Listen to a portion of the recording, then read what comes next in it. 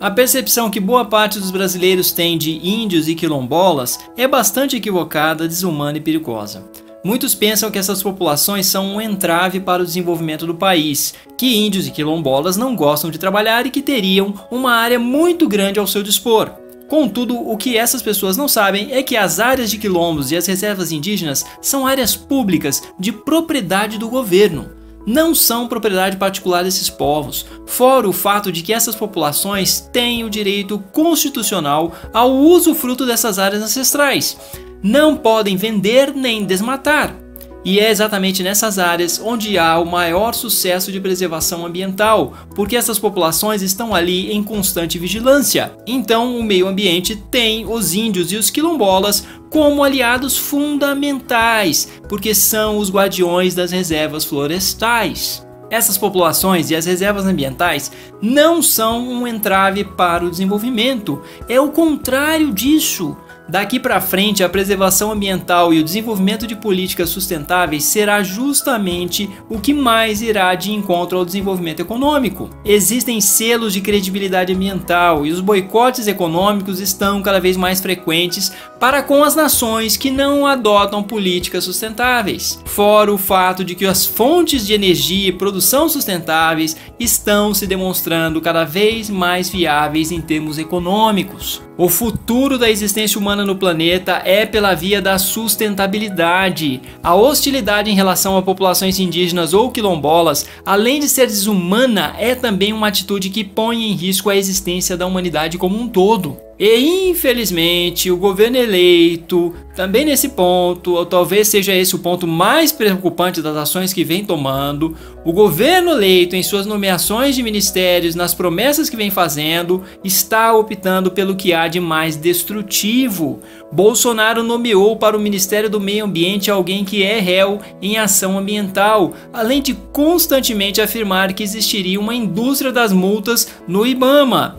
O que simplesmente não é verdade, porque as multas são de valor extremamente baixo, fora o fato de que os fiscais do IBAMA constantemente sofrem ameaças de violência e de morte. O futuro ministro do Meio Ambiente é da ala do agronegócio. Ele teria talvez, no máximo, de estar no Ministério da Agricultura e não no Ministério do Meio Ambiente. Ele representa interesses que entram em choque com a pauta ambiental. Bolsonaro colocou a raposa no galinheiro. E o discurso atual do governo eleito já está sofrendo uma pequena mudança estratégica no sentido de não mais simplesmente hostilizar as populações indígenas e quilombolas, mas agora começa a afirmar que eles têm as mesmas necessidades que nós e que a eles teria de ser dado também o direito de fazer o que quisessem com essas terras.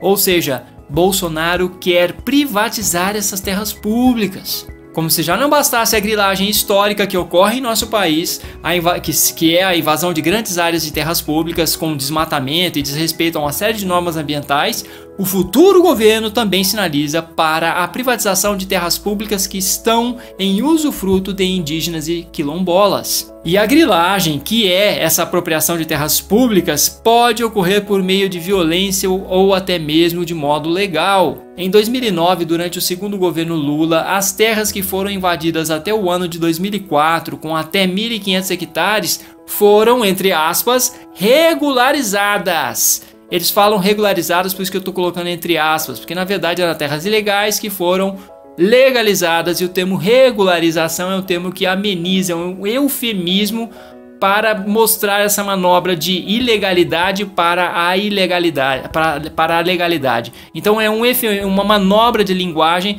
para esconder que são terras ilegais e que o governo baixa um decreto lá, uma portaria, que passa a legalizar o que era ilegal e imoral. E o segundo golpe foi agora, em 2017, durante o governo Temer, quando as terras invadidas até o ano de 2011, até o limite de 2.500 hectares, também foram legalizadas. Como escreveu recentemente Eliane Brum em seu importante artigo sobre o tema para o jornal El País, abre aspas, a lei foi só melhorando para, a lei entre aspas também, foi só melhorando para os ladrões de terras públicas. Em seguida eles passam a ser chamados de fazendeiros, desbravadores ou representantes do agronegócio. São duas as operações, uma no plano da lei e outra no plano da linguagem. Regularizar, entre aspas, em vez de legalizar, arranca pela linguagem o caráter criminoso da operação de grilagem, responsável pelo maior número de mortes no campo e na floresta. Fecha aspas.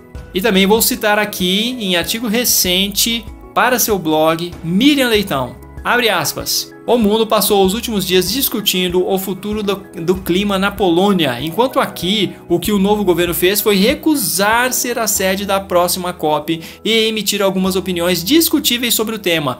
Será irracional desprezar a agenda ambiental e climática. O país só tem a ganhar se seguir as metas do Acordo de Paris e fortalecer os objetivos de desenvolvimento sustentável. E isso olhando objetivamente e sem qualquer paixão os nossos próprios interesses. Os primeiros sinais do governo Bolsonaro nessa área são de negação da ciência climática e da ordem do progresso no século XXI. Hoje se cresce de outra forma. A lista de medidas que o Brasil precisa seguir pelo Acordo de Paris só fará bem para a economia. A primeira é combater o desmatamento. O que o Brasil ganhou no ano passado quando destruiu uma área maior do que o Distrito Federal de floresta amazônica? O que ganhamos?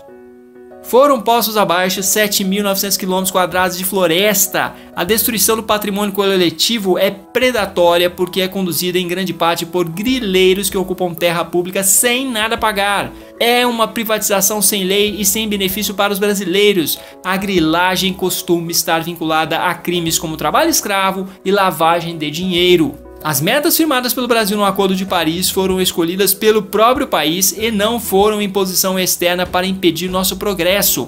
Os relatórios da ONU sobre mudanças climáticas são feitos por milhares de cientistas do mundo inteiro, inclusive alguns dos melhores do Brasil, que se reúnem anualmente desde 1988.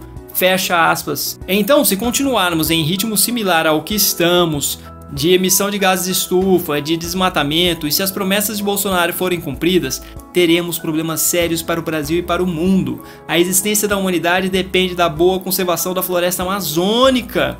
Ela é uma aliada importantíssima na mitigação dos efeitos da mudança climática. As evidências científicas reunidas e consolidadas apontam para o fato de que temos somente 12 anos para reduzirmos as emissões de gases de estufa, com o objetivo de não permitir um aumento da temperatura global acima de 1,5 graus Celsius. Se medidas urgentes não forem tomadas com metas de desmatamento zero ou até mesmo de reflorestamento de diversas áreas da Amazônia, e se grandes mudanças não forem realizadas em nossa matriz energética e no planejamento urbano, a barreira dos 1,5 graus Celsius será quebrada entre 2030 e 2052. Se ocorrer um aumento de temperatura acima desse ponto, as consequências serão trágicas e em níveis muito possivelmente irreversíveis, fora o fato de que já estamos nos aproximando do máximo possível de zona desmatada da Amazônia, segundo também os mais diversos e importantes dados científicos reunidos e consolidados até o momento. Estamos bem próximos de um percentual extremamente perigoso em relação ao desmatamento da Amazônia, que seria entre 20% e 25% de área desmatada. Muito possivelmente daqui para frente, a Amazônia não poderá mais ser desmatada, porque isso incorrerá em uma série de processos que farão com que a floresta comece a perder sua configuração necessária para a manutenção das chuvas no restante do território brasileiro, por exemplo. Ou seja, a Amazônia deixará de ser uma floresta tropical úmida para se transformar em uma espécie de cerrado, com um volume muito menor de chuvas. Haverá problemas seríssimos de falta d'água em todo o Brasil, assim como o processo de aquecimento global irá também se acelerar bastante. E os resultados de um aquecimento global acima de 1,5 graus Celsius, nós já sabemos quais são. Serão desequilíbrios climáticos dos mais diversos, com secas prolongadas em diversas partes do mundo, ondas de calor e furacões bem mais frequentes, assim como a elevação dos oceanos, causando a inundação permanente de diversas regiões do planeta, nas quais estão a maior parte da população da Terra. Não serão milhões de refugiados, serão bilhões de refugiados, porque são mais de 2 bilhões de pessoas que moram nessas regiões que serão inundadas. Então, por favor, não se esqueça de uma coisa: os índios e os quilombolas são valiosíssimos. O bem-estar dessas populações é importantíssimo e se quisermos ainda continuar preservando de modo adequado a floresta amazônica, teremos de promover mais demarcações e não fazer como o presidente eleito está fazendo, dizendo, por exemplo, que não irá demarcar mais nada. As demarcações são urgentes e extremamente necessárias, não somente para a sobrevivência dessas populações, assim como para a sobrevivência de toda a humanidade.